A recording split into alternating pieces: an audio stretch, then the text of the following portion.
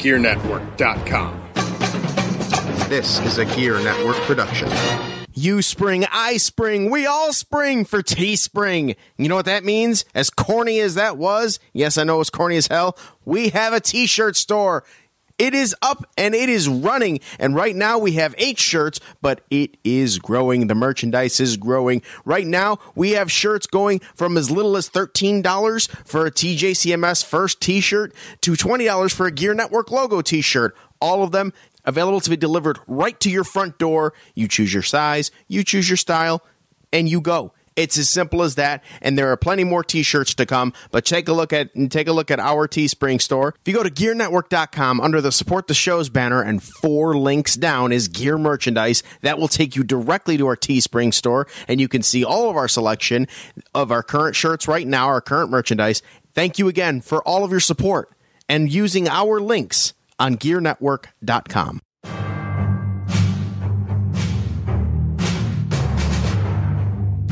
From wherever we decide studios, broadcasted live on iTunes, Spreaker, and worldwide, this is the Turnbuckle Talk Radio Podcast with your hosts, the Crimson Cyclone himself, Cyclone Jones, and of course, the producer, Pat G. The G stands for Gangsta. And now kick back and get ready for the eargasms.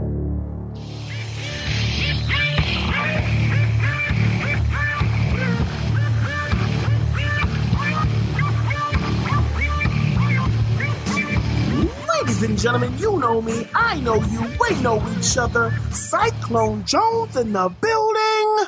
I'm pretty sure you guys know my entrance by now. You should be saying this with me.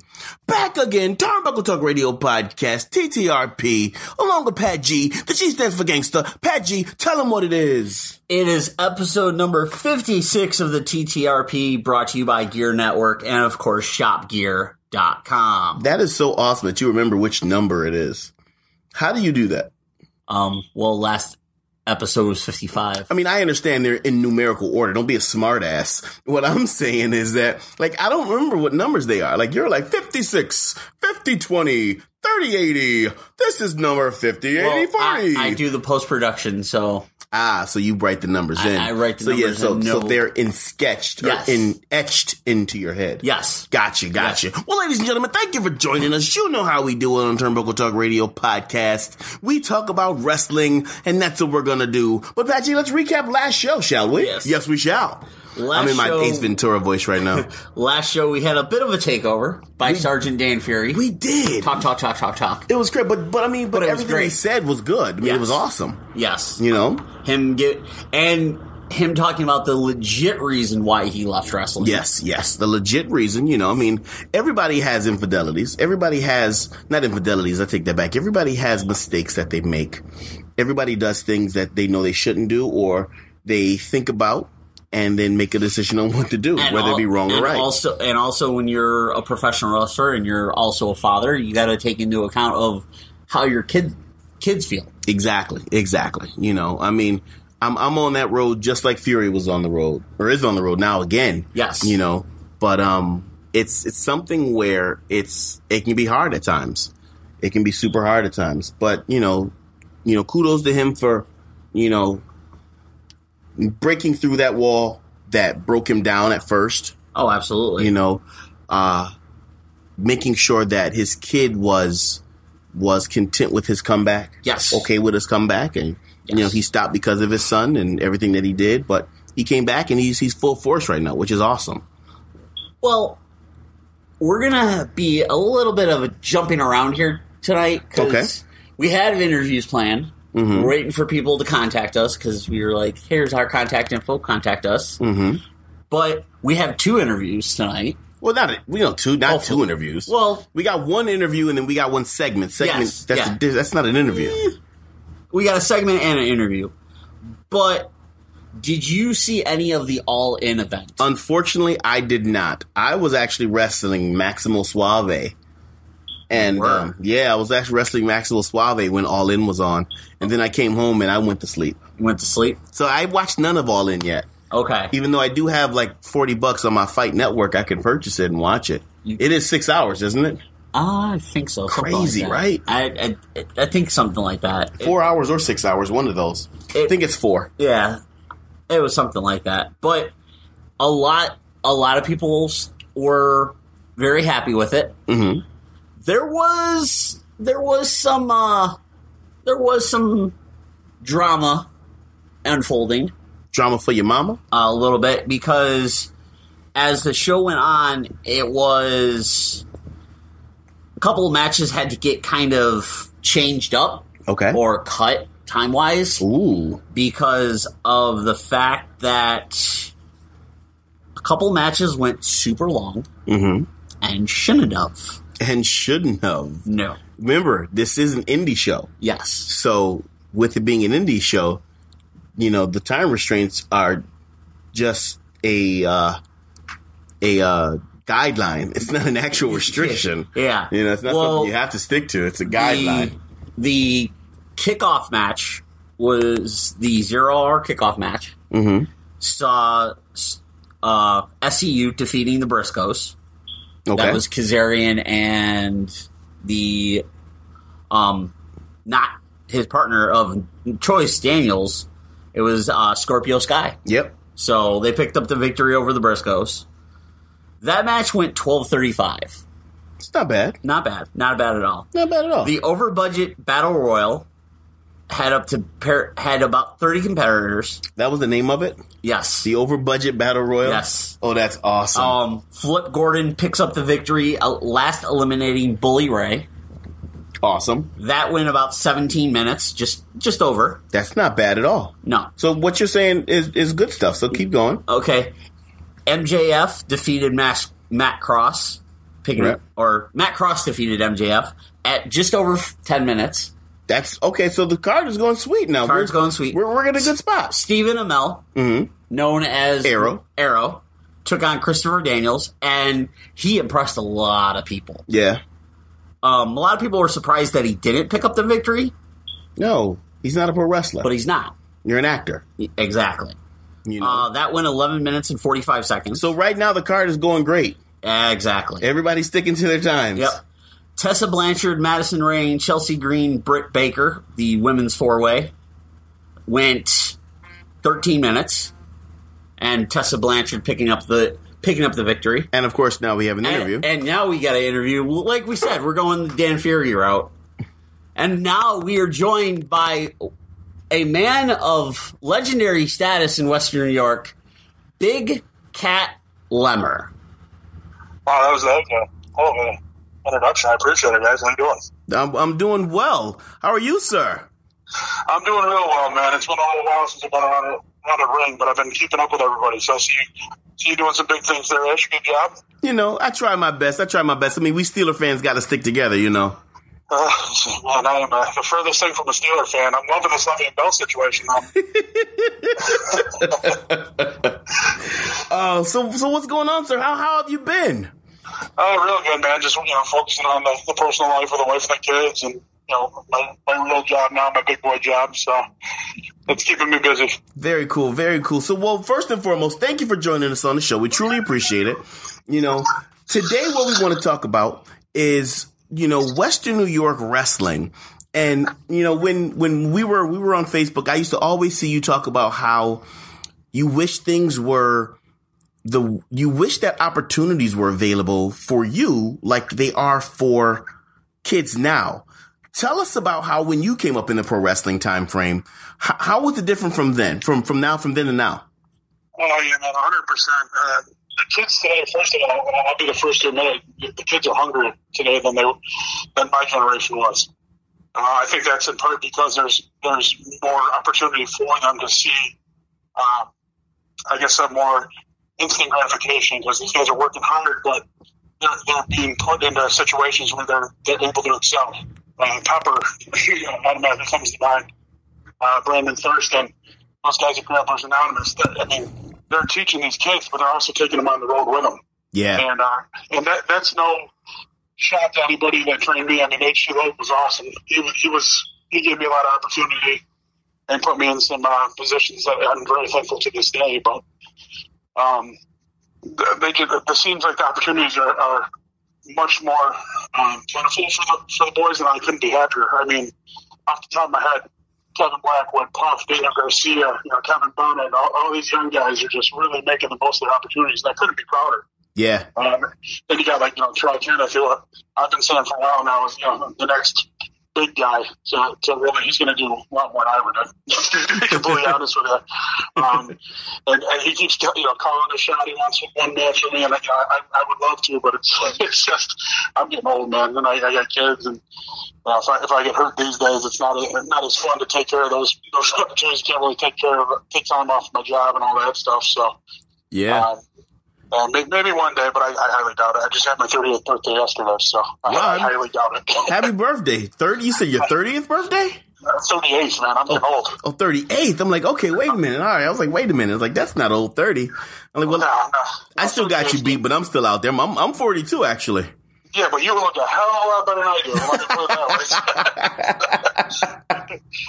So, you started a lot later than I did, too, didn't you? Huh? You started a lot later on than I did too, didn't you? I did.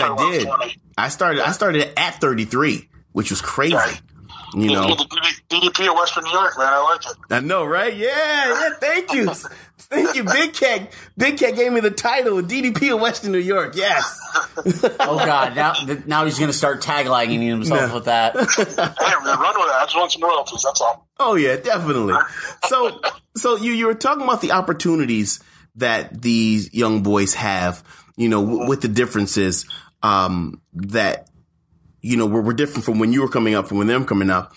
With opportunities that you had, how did you get opportunities based on, like I said, the differences with them? Like right now we're playing, then and now. How did you get opportunities with professional wrestling compared to the Daniel Garcias, tagging along with, Braxton Sutter, Brandon Thurston, so ESW, things like that. How did you get opportunities? Yeah, so back in the day, I was working pretty much NMW by itself in my first year in the business. And we were fortunate enough to have veterans come in from the Albany area. Two top of my head, JT Black and Chip Stetson were both awesome guys. To this day, I consider brothers. Oh, yeah. I mean, I think anybody considers those guys, top of the class. And they were able to get me and Kevin Dunn and me, Marco, sweet travel out to World of Herd Wrestling. And that's where I got to meet like Dave Danger and Jeff Starr and all those guys. So I was able to branch out a little bit that way, but I didn't really start traveling too much until later on in the career. I was pretty much just rostered in Albany, and it turned into 24/7 wrestling that kind of became a debacle. If anybody remembers that, I'll just skip right over that. But, later on, NWA Upstate was bringing in Sterling James Keenan, Corey Graves now at the WWE. Mm-hmm. He was a regular on our shows, and his dad was actually in the crowd one show at the Webster All-Star Sports Arena, and he pulled me aside, and I don't know if you guys are familiar with Leslie Leatherman. I'm not. He was back in the day when always a PWI 500 guy. Like, he was a big guy. He tried to look just like me, but with bleach blonde hair. Mm-hmm. And Keenan's dad ran the Fed down in Pittsburgh called FNW. And he's like, hey, man, I got this guy, Leslie Leatherman, and, I mark out because I'm a PWI 500 guy every year. I've never seen his name. And I'm like, oh, yeah, I know him. He's like, yeah, he doesn't go by that name anymore. He goes by Private Twinkie. I'm like, what the hell? I was like, Private Twinkie. He's like, yeah, we're going to bring you in. I'd love to bring you in as his brother. I'm like, hey, man, whatever. I get to work in the ring with him. And they had, PWI 500 legends like T. Ranchula, who I came to know after a couple of years, and I didn't really care for him too much. But it was still cool to see guys that were in the magazines. And then, plus Sterling James Keenan was working in Europe a lot. And I was like, man, hell yeah, I'll take this chance. So I was like, the only thing is I don't really want to go by myself. I'm a big guy, but I'm a baby when it comes to traveling by myself. I need somebody to keep me awake because I'll fall asleep at the wheel.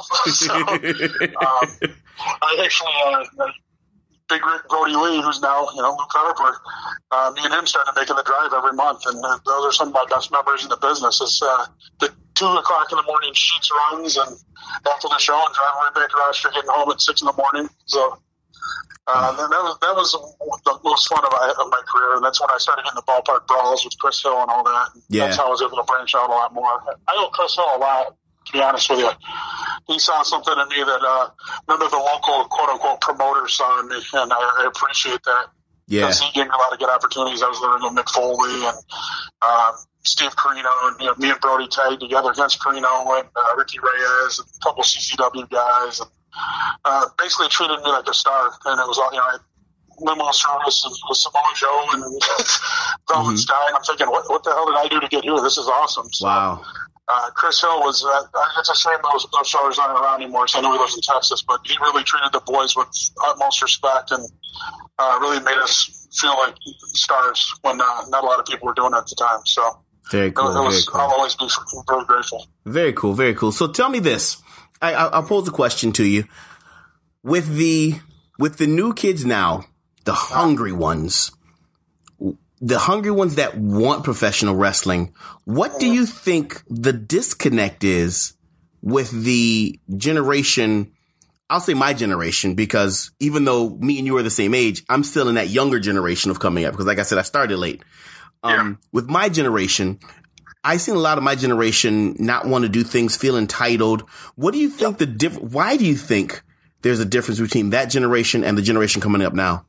I'll be honest with you, man. I think a lot of it starts with training. You got, real training, and then you got the, let's be honest with it, there's the guys that pay to play. Some promoters let you, get on the show if you sell so many tickets, and then the guy gets on one show and thinks he's a superstar and doesn't want to pick up the boards anymore, or the poles, or the ropes, or anything like that. And I know there's a lot of drama going around about different feds, and I try to really stay out of that. There's certain people I don't care for, but it's I don't blame anybody for working. If you're getting experience, that's great.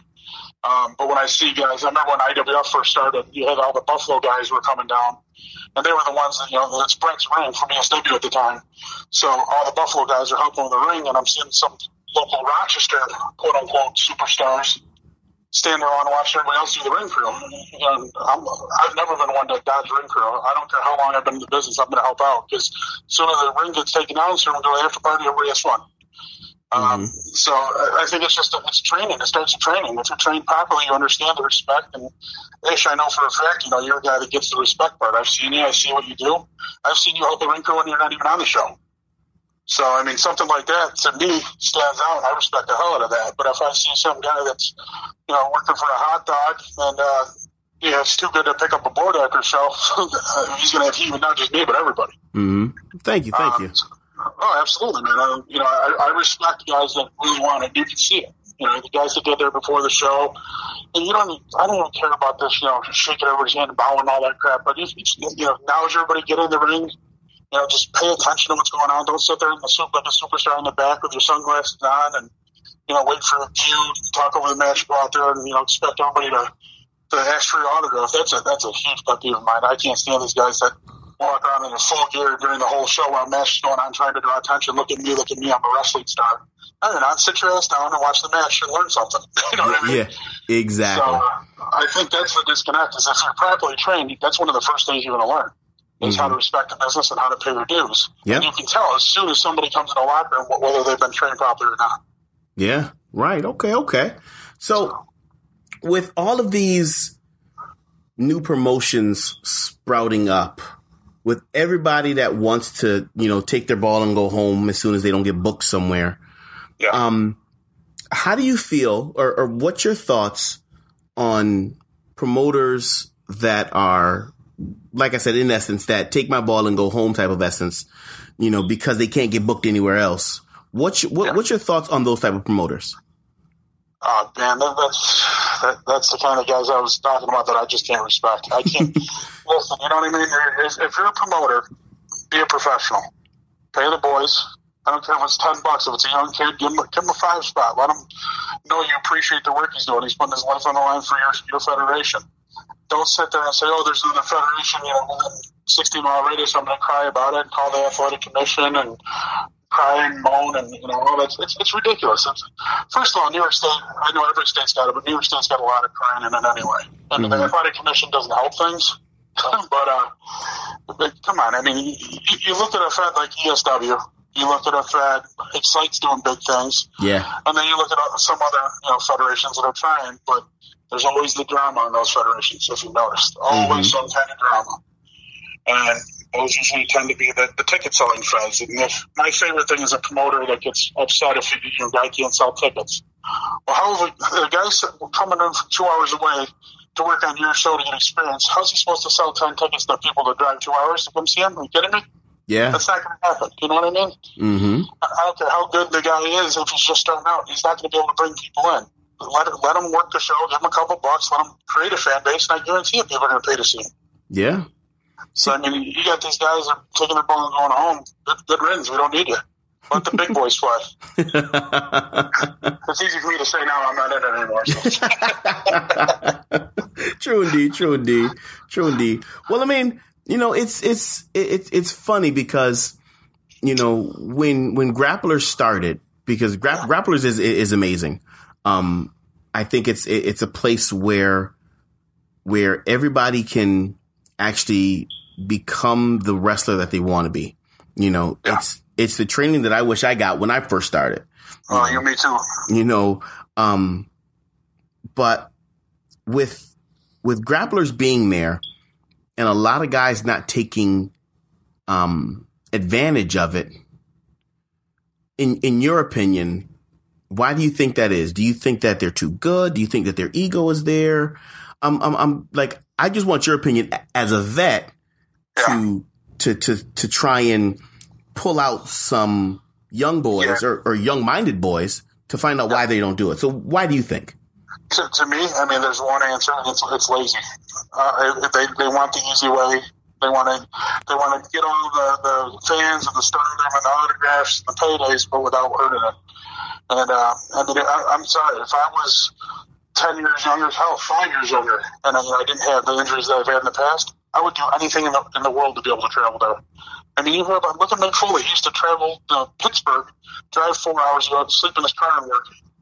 You can't drive from even Rochester to Buffalo. It's an hour away. Mm-hmm. You know what I mean? The guys in Buffalo, there's no excuse. If you really want to be a wrestler and you've got a grade A class training facility with top-notch talent training, plus upcoming guys that are already getting booked more than a lot of these so-called veterans that have ever been booked, and you could have the opportunity to work with those guys in the ring, there's no reason and no excuse in the world to not go there. Yeah. You know what I mean? I mean, I don't even care if you can't make it every week. Go one time a week or once every other week. At least make the effort that you're trying to train. You're trying to do the right thing. I mean, I've seen videos and I've gotten to know Puff a lot. And I respect the hell out of him because, he not just because he had me in his Joey Ryan training video, which is one of the funnest things I've ever done. And also, to be honest with you, that was amazing. I don't know if you guys saw it, but I did. Him and Andy Williams were just so much fun to work with, and Danny Garcia was the cameraman on that. Inside info, but just to see a big guy like Puff, it really makes me laugh to sit back, and it makes me happy to see how much he's getting done. As a big man, but not in the traditional big man, I'm big, tough guy, I hit you hard, you fall down. No, he's got the ability to make you laugh. He can tell a story, the sweet-ass dance moves when he's coming to the ring. I mean, I saw the video of his ESW debut, and I was really bitter that I couldn't be there in person, but he had the crowd in the palm of his hand for his debut. He hadn't even wrestled yet. Yep, yeah. He breaks that mold. He breaks that mold of the big man. Absolutely, and I remember seeing him before. He was starting the Grapplers, and he was just another big guy. I was at first glance at him. I'm like, good luck, kid. And I saw him training with Pop, and I remember talking to Pop or Braxton or whatever you guys want to call him. I call him Pop, and he said, "No, Puff's got it." And I watched him, and sure enough, he's got it. Same with Blackwood and Bennett and Garcia and all them guys. Yeah, I love that whole crew. Definitely. Well, sir, at this moment in time, this is where we usually give the microphone to you and, to promote yourself, but you don't wrestle anymore. So, Well, I'm still out there, man. But I'll tell you what I will promote. I've had a lot of fun. My daughter, my 5-year-old daughter, and my 8-year-old son, I don't know if you know, but he's got autism. I know Pat knows. He's sent a couple links my way. I appreciate it. Mm-hmm. But we started a YouTube channel. It's called Lemmer. And it's just a day in the life of our family, and how a lot of people, families, when they get the diagnosis of autism, they think, oh my God, what am I going to do? And they feel helpless. And our page is basically just letting you know, nothing has to change. We still do everything with my son. I mean, he's one of the biggest WWE fans you'll ever see. Awesome.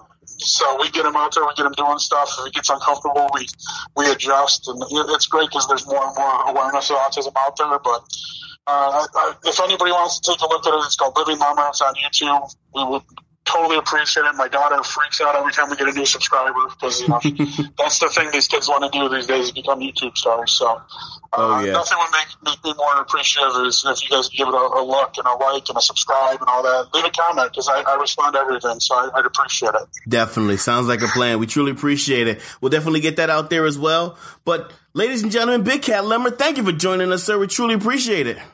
Thanks a lot, guys. I'm sure I'll see you at the show soon. I'm missing it bad, so. Oh yeah, definitely. I mean, I'm definitely trying to get out to more shows.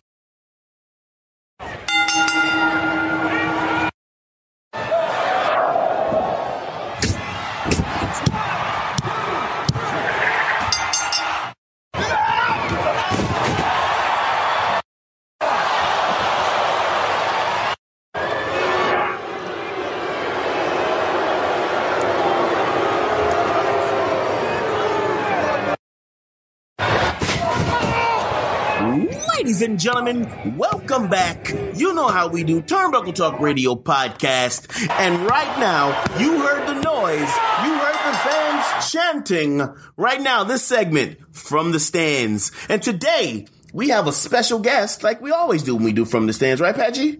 Yes. You don't know. Shut up. It is Tiffany. She is a avid wrestling fan. She knows all about the business. And we got her on today to talk about Women's Revolution. Tiffany, thank you for joining us today. Thanks for having me, guys. Not a problem. Not a problem. So when we decided to have you on, the Women's Wrestling Evolution or the women's wrestling world has just exploded right now. It is just super huge right now.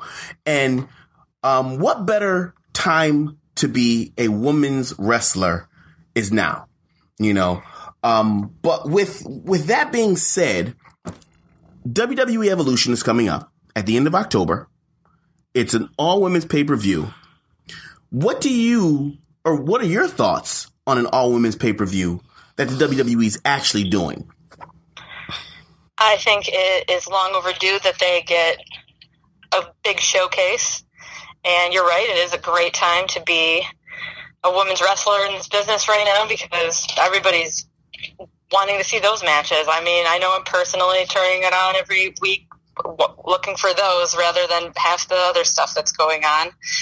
So I'm excited about the show. I'm a little nervous that they're going to take it into more of a corporate angle than something that's like strictly about wrestling and like the best wrestlers and go from that angle. But I'm still really excited, and I think it's going to be a great opportunity for all of them to get seen by a wider audience. Oh yeah, definitely.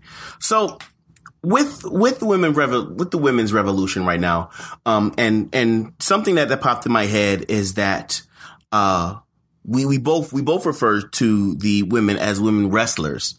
Previously, of course, they were divas. TNA called them knockouts. You know, then before they were just before divas. They were just women wrestlers. Yeah, wrestlers back then. Yeah, they were just whatever. And then the term diva didn't really start until the era of Sable and Sunny. Right. You know, and then you know, of course, Jerry the King Lawler used to subject women, you know, or is that the right word? I don't know. Actually, objectify. Thank you. The Road Dogg started that. That is right. Road Dogg started it, but with Deborah. With the puppies, exactly. Jerry Lawler kind of just took it and ran with it. So, what are your opinions on the actual, like I said, everything that we talk about right now is based on evolution. Everything is changing so much, and it's changing for the better. So what are your thoughts on wrestling then to wrestling now? Well, there wasn't much wrestling going on then, so, you know, it was, when I first started watching, I think I saw the same match between, Alundra Blaze and Bull Nakano, like, 40 times, and I was like, wow, there's these two chicks and they're doing great, but there's no business here for any other women. Like, this isn't like just not something that the women, I guess, can do, you know. And I was 11 or 12. So I was like impressed by them a lot, but I didn't see that was ever going to go anywhere. I like looking back to that time to what we have now is crazy that the women we have now, like, we're able to find the inspiration to be here and to break the ceiling there and like come in. And I really think that NXT era there for the 4 Horsewomen is why we have what we have now. It seems like that drew in so many people to start watching the women's matches with an eye on, oh, these aren't just good for women, they are just good. Okay. All right. Well, so with that being said, tell me, who do you feel at this moment in time in the WWE, or anywhere actually, because there's a lot of women wrestling all over. Like at All In, there was just, Tessa Blanchard wrestling. Tell me, your top 3 top women wrestlers? Well, listen, I'm going to go with Becky Lynch because she's my favorite, and I think she deserves to be the champion. And I know we had a heated debate for a second over if she should have turned heel or not. We did. And I mean, I still maintain that I didn't love it initially, but I think they, of course, corrected her a little bit so that it now just seems more like competition. Yeah. And so she's probably my number 1. I really I just find her easy to relate to, and she's very talented in the ring.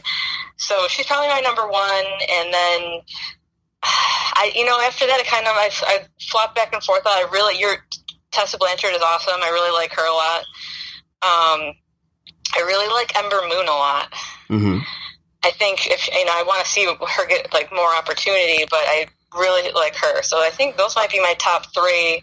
And Toni Storm, kind of like right on the edge there too, because every time I see her, I can't wait for her to get like here, I guess, to like NXT or onto our main roster, because I know they've got her signed, and I really hope that they bring her in. I know she's injured right now, I heard, but I think she's going to be back at the end of the month. So okay. So with Evolution coming on October 28th? Something like that. Thanks for backing me up, producer. It is October 28th. Boom! Bam! Thank you. You might have to be the new producer for this show because somebody's slacking on their job. I took notes. I'm here for you guys. I'm a researcher. No doubt. So, with Evolution coming up right now, how do you feel about the veterans, air quotes, veterans, coming back and getting matches? Like, they've already announced Lita versus Mickie James, which Trish Stratus is already getting the match after however long she's been gone. Trish Stratus is facing Alexa Bliss, which is like, that's not the match people want to see. No, it's not. No, that doesn't seem to be what the people wanted. No. The people wanted Trish and Mickie. So yeah, I think people would have liked Trish and Sasha too. It sounds like a lot of people were kind of going for that too. Yeah, Trish and Sasha would have been nice. But the reason why they did Trish and Alexa is because Alexa, I guess Trish is going to pass the torch to Alexa. Guaranteed. Yeah, I mean, they're very similar. They come from that fitness background, and they're both small, like gymnastics style wrestling. So I mean, they're supposed to complement each other well. I have no problem with that match myself. Mm-hmm. But they're not the main event. No, and they shouldn't be. No, because the main event is Nikki Bella versus Ronda Rousey. Yeah, and that shouldn't be either. If that's what happens, I'm kind of like. I'm very anti that match. Like, yes. First of all, I know nothing against Nikki at all. I think if we're gonna have this, I would prefer the Bellas to be together. Yeah. Like they spent 10 years as a team. Like I would much rather they have a match together, having been through that whole era together. Like, what's Brie gonna do? Like in this situation, like I would have preferred them to maybe go against the Iconics. I thought that would have been a fun match. Well, considering the botchomania that was Monday Night Raw. Listen, that was rough. I was worried about Brie. I was worried too. I was so worried. She did that twice. But twice. It was one of the things of, like, after that match, I was just like, all right, you two need to go to the Performance Center and get off the ring rust. Not even you two. It was just Bree. Bree needs to. No, it was both of them. Yeah? It was both of them. Nikki had one earlier where she, like, pulled, I think it was Logan, like, off the rope, top rope there, and, like, with it by her arm, and that looked very awkward. Yeah. Oh, yeah. Both of them were very rusty. Yeah, that awkward arm breaker. And and a lot of people after that match said they're kind of fearful for the Hell in the Cell match with Bryan and Brie versus Miz and Maurice, because at least Maurice at WrestleMania was still solid in the ring. Yeah. I don't know. Yeah, we don't know what Maurice's status is. No. Right now. Yeah, especially coming off of the pregnancy. Right. But her style is more safe, I think, than Brie's. So I'm less concerned about her coming in. Like, I would rather if Brie didn't do Daniel's moves. Like, you don't need to do the suicide dive just because he does it. And, you know, like that move she has where she, like, runs in and hits the opponent with her knees, like, right in the face. Like, that looks crazy. Like, yeah. Like when that's your move. Do that move. And it's not even in the ropes. It's not even in the corner. It's on the ropes when she does it. Yeah. I like that move. I mean, the one she did last night against Vega looked, like, sick. Like, her head, like, snapped back real good. Yeah. So, my question, I have another question for you. Because this is what I'm thinking is going to happen. I hope they do. I think WWE is going to start a women's division tag team. How do you feel about that? I feel good about it, and I think that they're heading there. They've got a lot of people sort of paired off all of a sudden, doing tag team work. And, I mean, I'm not rooting for Ember Moon and Dana as a tag team, personally, so I wasn't sure what that was on Monday. But, I mean, I can see them doing it. That was the Chad Gable, Bobby Roode before Evolution routine. Mm-hmm. And, yeah, have like I was hoping they'd have a tournament or something, you know, have the finale of that tournament be at Evolution, but it doesn't seem like they're going to do that until maybe next year. Right, and that's what I thought they were going to do. You know, they were going to do something at Evolution and crown the champions there, but they didn't start it, so it's kind of late now. It makes you wonder what Bayley and Sasha are going to be doing at Evolution. I mean, actually, but it's not too late, though. I mean, Hell in a Cell is in 2 weeks, and then they still have 4 weeks to promote the tournament. Yep. Yeah, I mean, they have time, but I would have expected to hear about it. There's so much they're trying to promote right now with, like, Hell in a Cell and that October, the Australia show. That is right. And Evolution. So it seems like when are they going to, like, sit down and actually think about how to write out this tournament and get everybody I don't think together. You're going to... I think you won't see a women's tag tournament until sometime next year. Yeah. Because right now, you have the Riot Squad, you have the Iconics, you have Bayley and Sasha, and that's it. That's your teams right now. You got Asuka and Naomi now. That's the thing. But right now, but look at it. They're trying to build it. Right, but look at it. But they're starting to team people together now. Yes. That's why I said it'll be next year. Yeah.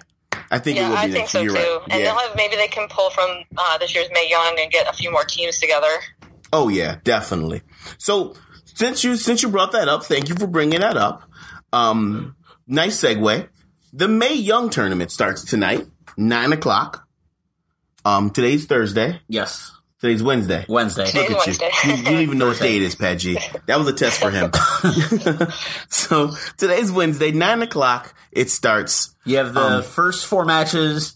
Tegan Knox versus Zatara. MJ Jenkins versus Rhea Ripley.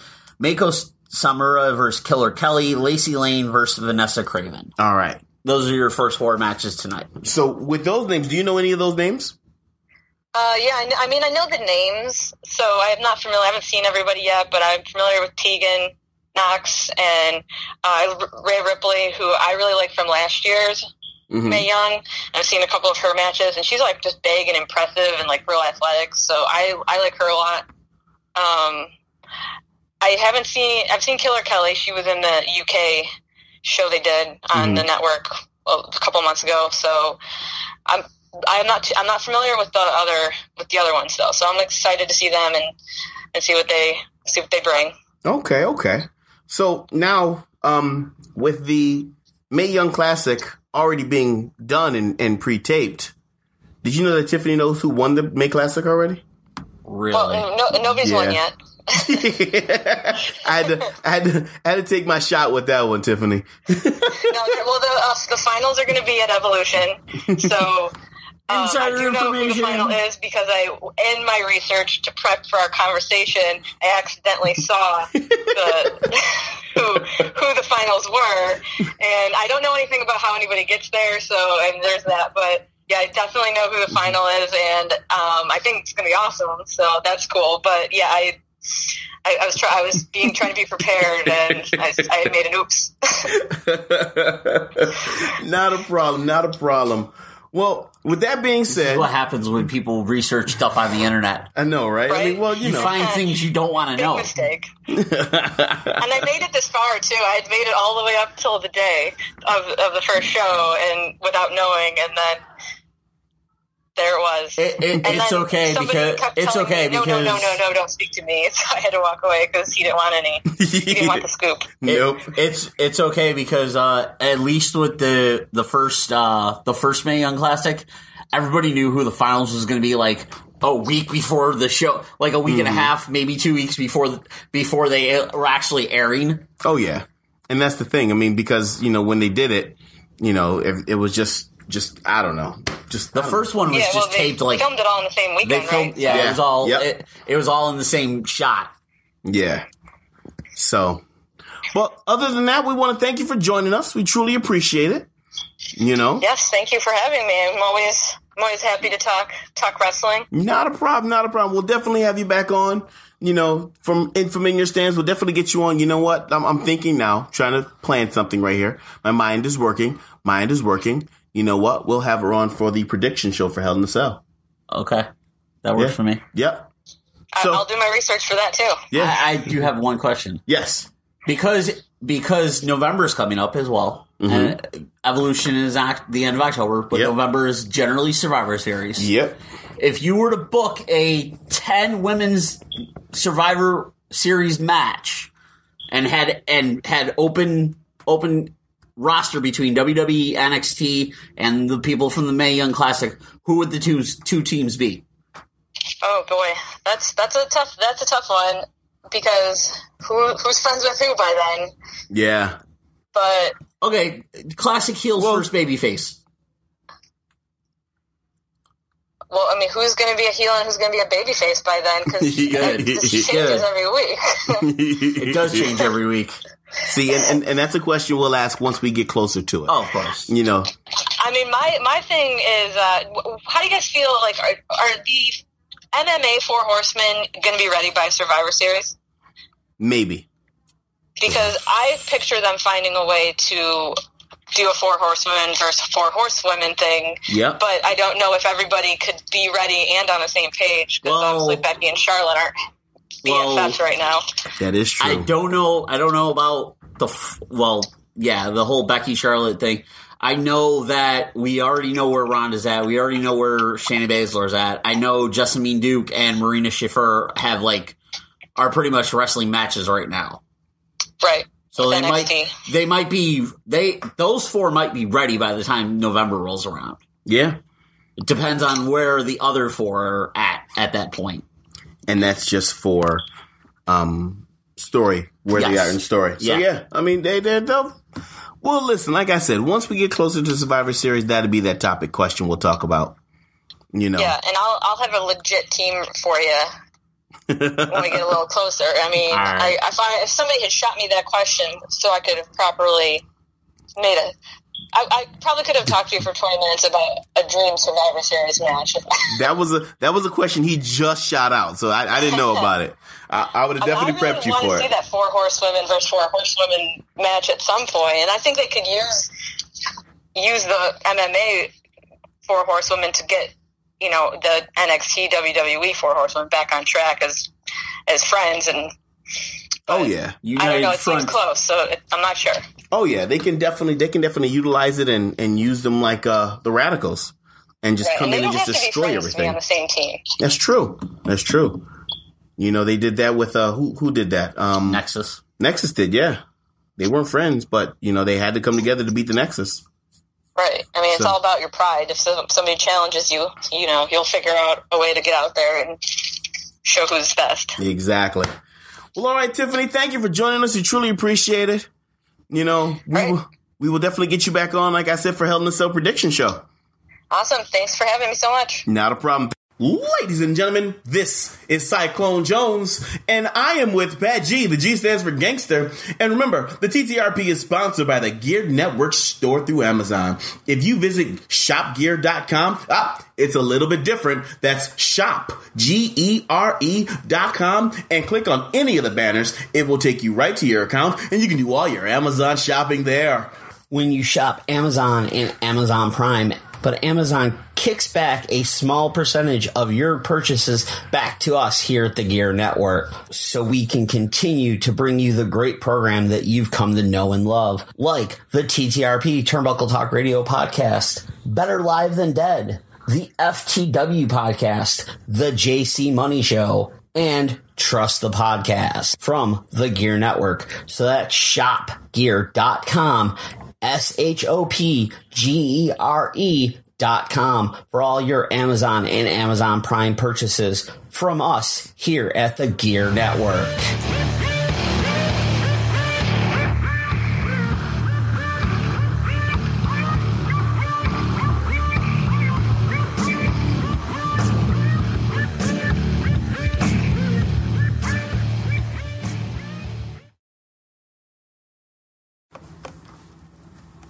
Ladies and gentlemen, welcome back. Turnbuckle Talk Radio podcast. After that interruption, but it was a great interruption. It was. The interview we were waiting for, Big Cat Lemmer, dropping some knowledge and some dimes on these kids. And actually, listen, you know how happy I am right now? You know how happy I am right now? Do you know how happy I am right now? You are very happy right now. He called me the DDP of Western New York. Yes. Oh my God. He called you the DDP of Western New York. And it's not because of my skill, it's just because of my age and I started late. But anyway, I don't care. I'm the DDP of Western New York now. That's what I'm going with. Okay. Alrighty then. Well, kind of falling back to where we were. Picking up where we left off at. Yes, we were talking about All In. We were talking about All In, and we were talking about how the show was on track. Yes. It was perfect. People were doing their time frames. They were 10 minutes, 15 minutes. They were great. Because Tessa Blanchard picked up the victory over Madison Rayne, Chelsea Green, and Britt Baker at 13 minutes. And then you had the NWA World Heavyweight Championship match. The champion Nick Aldis taking on Cody Rhodes. Cody Rhodes came out with his wife Brandy, DDP, Glacier, and Tommy Dreamer, as well as his dog. And then out came Sean Navari, Tim Storm, and Jeff Jarrett with Aldis. The whole cornerman concept type deal. Right. And this match was a hell of a match. Of course. They did a great job building and everything. This match just went over 22 minutes. That's not bad for it. It's supposed to be the main event. But it wasn't. Up next was the Chicago Street Fight. Adam Page taking on Joe. CM Punk? No. Oh. Joey Janela. I'm sorry, you said Chicago Street Fight, and I thought it was CM Punk. No, it wasn't. This one went 20 minutes. Okay, it's a street fight. Adam Page picking up the victory over Joey Janela. So right now, what are you talking about? You told me in the beginning of this hold on. You told me in the beginning of this that there was issues with people going over their match. Just wait. Wait. I'm waiting. The ROH title match, which was given to the winner of the over budget battle royal, right? Flip Gordon taking on Jay Lethal, and Jay Lethal came out with Lenny Poffo, and he had the Macho Man gear. Ooh yeah, Macho Man is here, which was great. Jay Lethal picking up the victory over Flip Gordon at 14:25. 15-minute match, really? 15-minute. Yep. Wow. Okay, so I'm still waiting. It's building. Kenny Omega taking on Pentagon, which Pentagon really wasn't Pentagon. Well, Pentagon was Pentagon until we'll get to it. Okay. Kenny Omega picking up the victory at 17:45. After this, the lights went out. Yep. And Pentagon appeared to be perfectly fine out of nowhere and literally kicked the shit out of Kenny Omega, which revealed to be Chris Jericho. Chris Jericho. Also, this is the craziness that is Chris Jericho's life. Mm-hmm. Chris Jericho got to Chicago at 5:30 p.m. Yep. Did the Pentagon kick the hell out of Omega. Kicked the hell out of Omega. Got on a private jet and then flew to Kansas for a Fozzy show. For his Fozzy show, yep. Chris Jericho was the man. Yes, he is. Now, this is the match that a lot of people said went over their time. How long was the Omega match, though? Omega was 17:45. That's not bad. Jericho was involved in it. 17 minutes is fine. Okay. So, Okada versus Marty Scurll. This is the match a lot of people were talking about. Went 26 minutes. Damn. Went 26 minutes, and then your main event was Rey Mysterio, Bandito, and Phoenix taking on the Young Bucks and Kota Ibushi. How long was the Golden that? Elite. That went 11:52. So that went 11. Well, they had to cut it back because so Okada went 26 damn minutes. There's a lot of stuff that coming out is because the Okada the main event had to get cut back about 10 minutes. Yep. And there was about 6 minutes cut off of Cody and Nick Aldis. Yep, because they knew they were coming in. So and the thing is there wasn't, and also at times there was the production team for the event was sending signals out to both Okada and Scurll and the referee to take it the fuck home. From what it is the heat fell more on Okada. Or more on Scurll than Okada. From rumors and innuendo. Did it? And everything, because Scurll didn't even come out after the show to do the post closeout or anything. Right. That's been the talk. So Marty Scurll has addressed it. He came out and addressed it today. Why he was there and whatnot. But for the fact that your semi main event, which is in the wrestling terms, your viscera spot. Right. Went 26 minutes. 26 minutes. Yes. And your main event went 12. Yep. That's your main event, last match on the card. Yep. Went 12. 12 minutes. Somebody messed up. Somewhere. Somebody ain't messed up. Somebody just didn't do what they're supposed to do and cut their damn match. True. But with the success of All In, being the sellout that it was, and the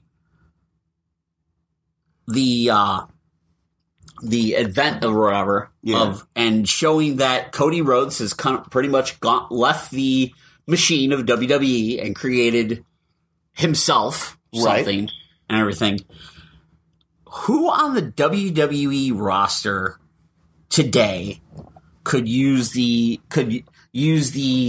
Cody Rhodes play sheet and leave the WWE and build themselves up? I don't know. Anybody can, actually.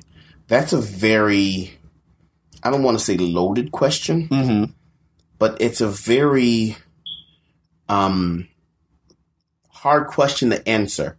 And the reason why I feel as though it's hard is because anyone on the WWE roster can do it. If they have that freedom and everything. Exactly. Just take one person popped in my head. Axel. Mr. Perfect. Exactly. Yeah. Mr. Perfect. Curtis Axel. Thank you. I don't know why I wanted to call him Axel Henning just now. But Curtis Axel. He can do it. He's good enough, I think, in my personal opinion, he's good enough to actually get out there, do the perfect shtick. Yep. Like his father. Hit the ground running. Go around, cut these promos. Kind of do a play off of it like Cody has done. Instead of the American Dream, he's the American Nightmare. Exactly. And he can do that. And then he'll be able to pick up that steam like Cody did. Okay. He's good enough. He really is. Yeah. He's very talented. He's just, what he's doing right now is just what WWE wants. And it's just having fun. He's just being what the machine wants. Exactly. And I'm not going to say joke because he's not a joke. No, not at all. He's just that fun character. They don't have any other fun characters. And that's what the B team is. Like Santino Marella. Yep. Santino Morella's gone. They need some kind of funny for the kids to enjoy. And that's what, the B team is. They're taking that place of it. Absolutely. Well, since we are on the topic of the WWE, the WWE last week released on Instagram the 10 best factions of all time. Of all time, mind you. All time. Coming in at number 10 was the Undisputed Era of Kyle O'Reilly, Bobby Fish, Roderick Strong, and Adam Cole. Number 9, the Fabulous Freebirds. The Nexus was number 8. Number 7 was the Hart Foundation. Number 6, the New Day. Evolution was number 5. The NWO, number 4. DX, number 3. The Four Horsemen, number 2. And the Shield being number 1. A lot of people are like, well, let's just try to put Roman over even more. Is that what you think? That's what the wrestling internet fans were thinking. That's exactly how I feel. I think that's exactly what they were trying to do. They were trying to say, hey, Roman's team is the best team ever. Like it more. No. I honestly don't. I mean, they are devastating. Yes. The Shield is a devastating team. They are. However, I don't think they need to be the number 1. They should not be number 1. Who do you think should be? What's your top 10? My top 10 would be the Nexus, the Varsity Club, the Dangerous Alliance, the Freebirds, the New Day, because I believe the New Day should be on there. Evolution, the NWO, DX, then the Horsemen. Yeah, like the Horsemen are number 1. Like the Horsemen are number 1. Heenan family? No. I thought about the Heenan family, but the Heenan family was more of just a group of guys. Just a group of guys at various times. They weren't like a faction all at once. I got you. Like the Dangerous Alliance was a faction all at once. The Heenan family, it was a group of guys at one point, but they weren't like all together at the same time. Okay, I got you. With the NWO, the NWO is the original 3. And like we've talked about that. I'd even extend the NWO to be like maybe that 5, that first 5 or whatever, where it was Hogan, Nash, Hall, the Giant, and Savage. Right. Before it got polluted. DX. And while, yes, Shawn Michaels and Triple H started DX, DX didn't really become DX until it was Triple H, X-Pac, and the Outlaws. Okay. Because DX when it was just Triple H and Shawn Michaels, it was just, those were 2, but they were the singles guys. They, like, Triple H was the up-and-comer, Michaels was the established main event talent. Right. Where when DX was Triple H, X-Pac, and the Outlaws had the tag division. X-Pac was kind of like that mid-card guy. Triple H was the main event guy. The New Day kind of like, the New Day's the same thing. Like you've seen them do like their singles and their thing, but as a group, they're great. Yeah. It's just one of the things of like, when they released this list, it was like, wait, the Shield just reunited. Yeah. Okay. And technically they reunited out of a necessity to protect each other. Yeah. They only ran roughshod for an X amount of time before a member decided to turn. While the Four Horsemen had numerous members throughout the years, it happens. Yeah, Four Horsemen still had the originals. You still had Flair and Anderson. Mm-hmm. Okay. DX, yes, it changed because Michaels left. Yep. But they grew. The NWO started hot, but engulfed everything. Mm-hmm. Evolution we've talked Evolution. Evolution was your like Legend and Flair. Yep. Your main event talent, and then your up and coming guys. Right. With the Nexus was just a bunch of new guys like wanting to make their mark. I don't even think Nexus was a group. And it really wasn't. It was just a group. Yeah. It was just a group of guys. The guys that came together and just that's it. I don't think they were a faction. No. The Hart Foundation faction. Yep. But but the Hart Foundation was a faction out of necessity. To be honest. Why do you think necessity? Only because it was I can't really say necessity. No, I think necessity is the wrong word. Yeah, it was the Hart Foundation came together because they needed to bond together to fight what? The evil that lurks within? Yeah. No. I got to disagree with you on that one. I think the Hart Foundation came together because that's just, they were bound to be together. Yeah. Family. They all got in. They all felt as though they were that good, which they freaking were. And they formed that bond. That's what builds a good faction. I mean, you can put people together and you can actually say, okay, guys, we're going to make you a faction with so and so and so and so. Oh, but absolutely. If there's no connection with these guys, you're not going to have a good faction. Just like, for instance, Nightbreed. Okay. Self-promotion. I'm sorry, guys. Self-promotion. When don't you self-promote? Listen, but I'm trying to cut it back. Yeah. But Nightbreed, me, Robbie Vegas, Mad Dog Xavier Jones. Yep. All of us click. You do. We click together on a personal level. Yep. You know what I'm saying? And that which shows that fall in line with the Freebirds, because the Freebirds, they entertain the masses, but they rode the road together. Yep, exactly. And that shows, like me, Robbie Vegas, and Mad Dog Xavier Jones, we all ride together. That's what we do. We don't, hey guys, I'll meet you there. Nah, we riding together. Yep. Hey guys, I got my girl coming. She riding in the car with us, but we riding together. Yeah. Like it's that camaraderie that builds the faction. It's like a video game. When you ride together, you get experience points. Yep. Your faction becomes better and better and better. Yes, it does. And that's what it is. So with certain people, I don't think they are considered a faction. Like I said, Nexus, I don't think they are. No. I wouldn't consider them one. It was a group of guys coming together that wanted a spot, and they attacked the top guys that had said spot. Yep. And that was it.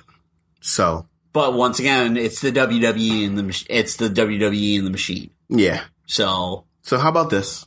We do some research. Okay. And we come up with our own top 5. We're not going to do 10. 10 is too long. All right. I just said top 10 just because. I know. We'll do top 5 next show. All right. During the recap. We can do that. During the recap. All right? All right. Cool beans.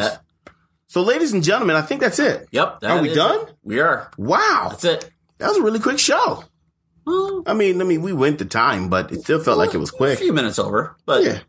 I mean, there's no such thing as over. It's not the almost hour and a half that we were last week. But. Yeah, but I mean, that was all good. But ladies and gentlemen, we want to thank Big Cat Lemmer for joining us. We want to thank Tiffany from our stand segment. We definitely want to thank Pat G for messing everything up like he usually does. Pat G blow spots. #. Mr. I don't research things got sent like 4 days ago. What are you talking about? You. Anyway, ladies and gentlemen, you know how we end the show. Like I said, we want to thank you. We want to tell you we hate JC Money still, because that's never going to end. JC Money's going to listen to this, and I'm going to punch him in the face. He's trying to come back to wrestling. You know that? Yeah. Yeah, I'm going to whoop his ass. I'm going to whoop his ass. Oh, Jesus. I can't wait. As soon as he steps in a wrestling ring, I'm going to whoop his ass. But that's a whole nother topic. Are you trying to get us kicked off the air again? We will pick this up next show. Ladies and gentlemen, thank you for joining us. The preceding presentation has been brought to you by the Gear Network.